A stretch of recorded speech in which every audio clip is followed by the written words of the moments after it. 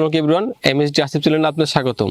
আমরা এই পবিত্র মাহে রমজানে যখন আমরা নিজেদের ফ্যামিলি নিয়ে ব্যস্ত, তখন আমাদের এলাকার একদল যুবক যারা অন্য পরিবার নিয়ে চিন্তা করছে, তারা আপনার এই প্রত্যেক ঈদের মতো এবার ঈদে গরিব দুঃখীদের মাঝে ঈদ সামগ্রী বিতরণের জন্য আয়োজন করছে। সো আজকে আমি এখানে আসছি, সো তাদের পুরো কার্যক্রম ভিডিও করব আর আপনাদের সাথে তুলে ধরবো। সো চলুন শুরু করা যাক। يا حبيبي يا شفيعي يا رسول الله بأمي وأبي فديتك سيدي صلاة وسلام عليك يا نبي حبيبي يا محمد أتيت بالسلام والهدى محمد حبيبي يا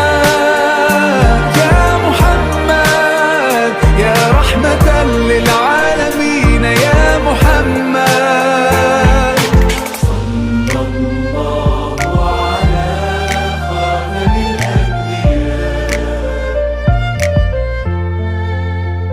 محمد محمد رحمة للعالمين رحمة للعالمين محمد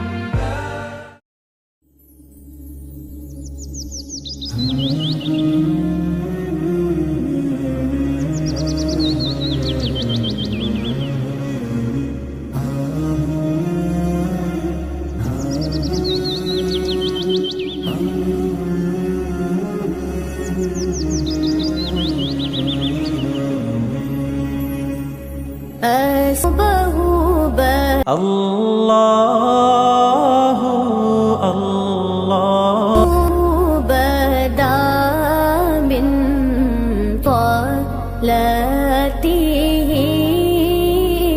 والليل دجى وفراته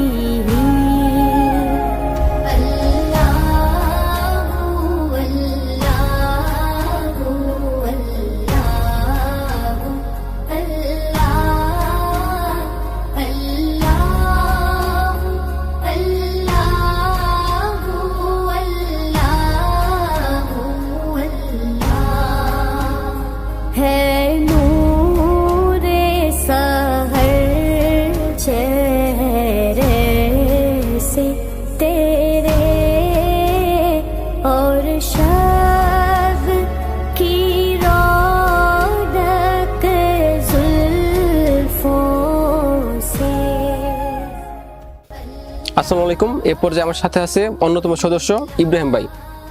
আসসালামু আলাইকুম ইব্রাহিম ভাই। ওয়ালাইকুম আসসালাম। কেমন আছেন? আলহামদুলিল্লাহ ভালো, আপনি? তো আলহামদুলিল্লাহ। সো আমি আপনাকে প্রথমে একটা কোশ্চেন করি যে আপনার এই ফাউন্ডেশনটা শুরু করার বিষয়ে আপনি কি কি চ্যালেঞ্জ ফেস করছেন ওই সময়ে? আমি যে বিষয়গুলা আপনি যে প্রশ্নটা করছেন সেটা হচ্ছে 2021 সালে যখন সর্বপ্রথম আমরা এই ফাউন্ডেশনের যে কার্যক্রম যখন শুরু করি, তখন থেকে এই এলাকার মধ্যে একটা অপসাংস্কৃতিক এবং আমাদের সেই দীর্ঘদিনের লালিত অপসাংস্কৃতিকগুলো আমাদের এই এলাকার মধ্যে প্রচলিত ছিল। তো আলহামদুলিল্লাহ আমি কওমি মাদ্রাসায় ব্যাকগ্রাউন্ড থেকে আমি পড়ালেখা তো এরপরে আমার মনের মধ্যে একটা চিন্তা চেতনা এরকম ভাবে লালন করলাম যে আমার হয়তো বা এলাকার জন্য কিছু একটা করতে হবে।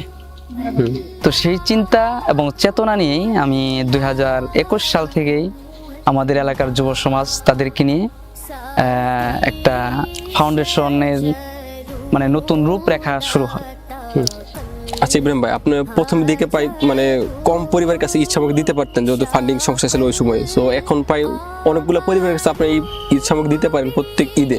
সো আপনাদের এই ফান্ডিংটা কোত্থেকে আসে আর এতগুলো পোলাপান বা এতগুলো মানুষ আপনি কেমনে ম্যানেজ করেন?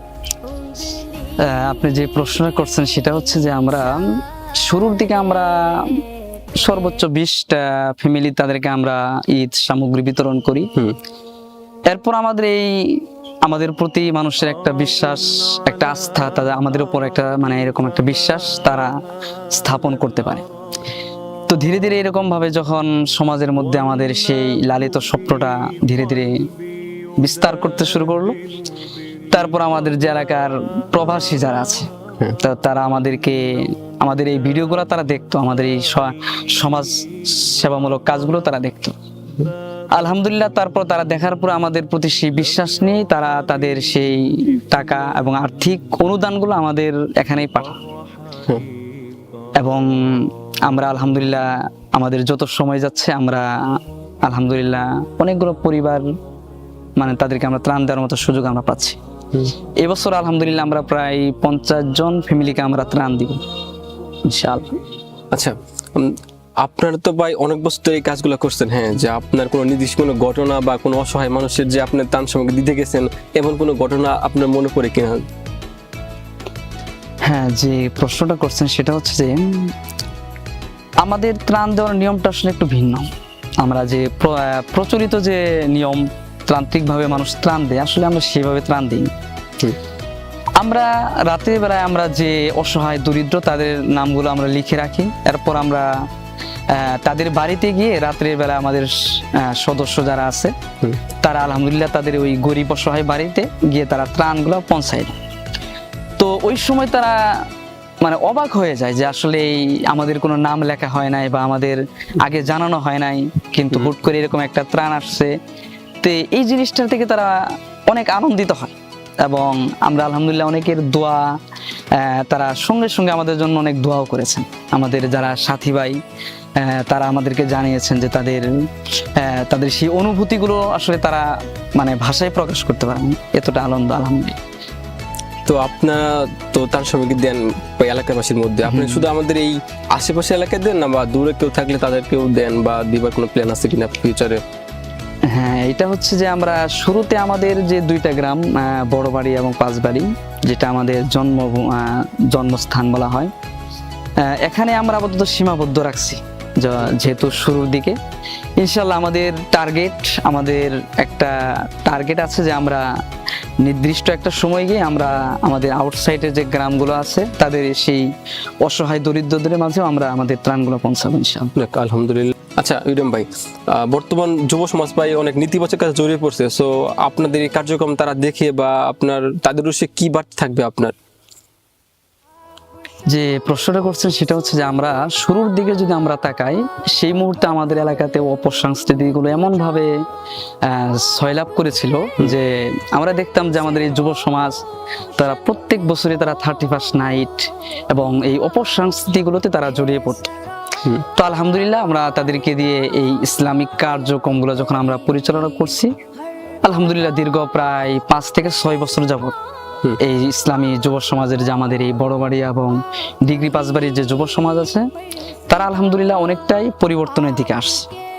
তো আমাদের বার্তাটা হচ্ছে যে প্রত্যেকটা এলাকা, প্রত্যেকটা গ্রাম বা মহল্লাতে আমাদের এরকম সামাজিক, রাজনৈতিক নয়, সামাজিক একটা ফাউন্ডেশন একটা প্রতিষ্ঠা করা উচিত।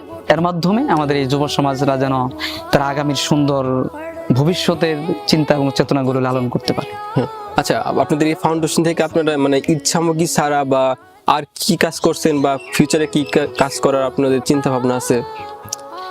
আমাদের এই ফাউন্ডেশনে আমরা ঈদ সামগ্রী এটা বাদ দিয়েও আমরা যে কার্যক্রমগুলো করি সেটা হচ্ছে যে আমাদের একটা চিন্তা ছিল যে আমাদের এলাকার মধ্যে যারা ক্লাস এসএসসি পরীক্ষার্থী এবং যারা এই স্কুল জেনারেশন যারা পড়ে লেখাপড়া করে, তারা যদি ভালো কোনো রেজাল্ট করে আমরা তাদেরকে আমাদের এই ফাউন্ডেশন থেকে তাদেরকে উৎসাহমূলক আমরা তাকে একটা গিফট বা হাদিয়া দিয়ে থাকি, যেন এর দ্বারা যেন এর পরবর্তী জেনারেশন গুলো যেন তারা উৎসাহিত হয়, এই আর কি। আচ্ছা, আপনি আরেকটা কোশ্চেন করি, লাস্ট কোশ্চেন অবশ্য, যে আপনাদের এই ফান্ডিংটা তো অনেক প্রবাসীরাই করে, সো আপনাদের এই ফিউচারে ফান্ডিংটা তাদের কাছ থেকে কেমনে ম্যানেজ করবেন বা তারা কোনো আশ্বাস দিয়েছে কিনা ফান্ডিংটা আরো বাড়াবে কিনা, এই ব্যাপারে কি বলবেন আপনি? আমাদের যে প্রবাসী যে ভাইরা আছে আলহামদুলিল্লাহ তারা আমাদের এলাকার সন্তান, আমিও এই এলাকারই সন্তান। তো তাদের আমাদের এই ফাউন্ডেশনের প্রতি একটা বিশ্বাস এবং আস্থা আছে। আমাদের যখন প্রয়োজন হয় আমরা একটা পেজে একটা আপলোড দিয়ে দিই, আলহামদুলিল্লাহ তারা তাদের সাধ্য অনুযায়ী আমাদেরকে যথেষ্ট পরিমাণ হেল্প করে এবং তাদের সেই প্রতিশ্রুতি আমাদেরকেও দেওয়া আছে যে তারা ইনশাল্লাহ, আমাদেরও বিশ্বাস যে তারা ইনশাল্লাহ ভবিষ্যতেও দিয়ে যাবে, যে তারা অতীতে যেভাবে তাদের আর্থিক সহযোগিতা করেছে তারা সামনেও ইনশাল্লাহ এই আর্থিক সহযোগিতার হাত তারা অব্যাহত রাখবে। আচ্ছা, আরেকটা কোশ্চেন করি। আপনার ধরেন আপনার তো আমাদের এলাকার প্রবাসীর এই ফান্ডিংটা করে, হ্যাঁ, যদি বাইরে থেকে কেউ করতে চায় বা আমার এই ভিডিওর মাধ্যমে কোনো ভিউয়ার আপনাদের কাছে মানে ফান্ডিং দিতে চায়, সো তাদের থেকে আপনি কি কালেক্ট করার কোনো প্ল্যান আছে কিনা, বা করলেও কেমনে বা? হ্যাঁ, এটা আমাদের একটা রুলস এর মধ্যে আছে যে যদি কেউ আমাদের এই গরিব দুঃখীদের জন্য এখানে সার্বিক সহযোগিতা করতে চায়, আলহামদুলিল্লাহ তাদের জন্য আমরা একটা ব্যবস্থা রেখেছি, তারাও করতে পারে, আমাদের সাথে ইনশাল্লাহ অংশগ্রহণ করতে পারে। আচ্ছা, ধন্যবাদ ইব্রাহিম ভাই আপনার এই গুরুত্বপূর্ণ সময় আমাকে দেওয়ার জন্য। আপনাকেও ধন্যবাদ আমাদের এই ফাউন্ডেশন সম্পর্কে বিস্তারিত তুলে ধরার জন্য। বা করছেন, আর আপনারা ভালো একটা কাজে উদ্বুদ্ধ হবেন আশা করি এই ভিডিও দেখার মাধ্যমে। আর আমি বলবো আমার এলাকার সবাইকে যে আসলে আমাদের এই ফাউন্ডেশনটা আসলে মানুষের জন্য কাজ করছে, মানে যতদূর আমি এই আজকে জানলাম আসার পরে। সো আপনাদের এই সাহায্য সহযোগিতা অবশ্যই কন্টিনিউ করবেন আশা করি।